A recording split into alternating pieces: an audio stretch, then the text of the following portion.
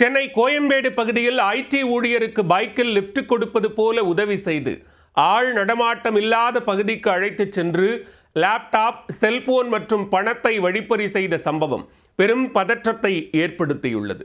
ஒருவர் சிக்கியுள்ள நிலையில் வழிப்பறி கும்பலுக்கு சிறை விருந்து கொடுக்கப்படுமா?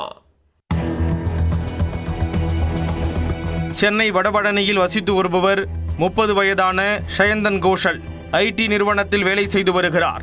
இவர் கடந்த மே 5ஆம் தேதி இரவு வேலை முடிந்து வீட்டிற்கு செல்ல ராபிடோ மூலம் இருசக்கர வாகனத்தை புக் செய்திருக்கிறார். எழும்பூர் பகுதியிலிருந்து கீழ்ப்பாக்கம் வழியாக இருசக்கர வாகனத்தில் சென்று கொண்டிருந்த போது எந்திர கோளாறு காரணமாக வாகனம் பழுதாகி அவர் இறக்கிவிடப்பட்டுள்ளார். இதனால் வேறு வழியின்றி அவர் சாலை ஓரமாக நின்று கொண்டிருந்தார். அப்போது வழியாக பைக்கில் வந்த நபர் ஒருவர் ஷயந்தனிடம் எங்கு செல்ல வேண்டும் என கேட்டிருக்கிறார். தான் இறக்கி விடுவதாக கூறி தனது இருசக்கர வாகனத்தில் ஏற்றிச் சென்றுள்ளார். இவ்வளவு நல்ல மனதுள்ள ஒருவரை தான் இதுவரை சந்தித்ததே இல்லை என்ற மன நிறைவுடன் பயணித்த ஷயந்தனுக்கு அதிர்ச்சி கோயம்பேட்டில் காத்திருந்தது. அங்கு ஆள் நடமாட்டம் இல்லாத பகுதிக்கு அழைத்து சென்று மறைந்திருந்த 2 நபர்களுடன் சேர்ந்து ஷயந்தனை கத்தி முனையில் மிரட்டியிருக்கிறார். அவரிடம் இருந்து செல்போன், லேப்டாப் மற்றும் 400 ரூபாய் பணத்தை பறித்து கொண்டு தப்பிச் சென்றுள்ளனர்.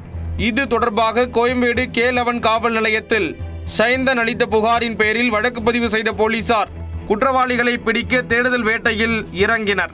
தீவிரமாக தேடியதில் மாங்காடு பகுதியைச் சேர்ந்த விக்னேஷ் என்பவரை போலீசார் கைது செய்துள்ளனர்.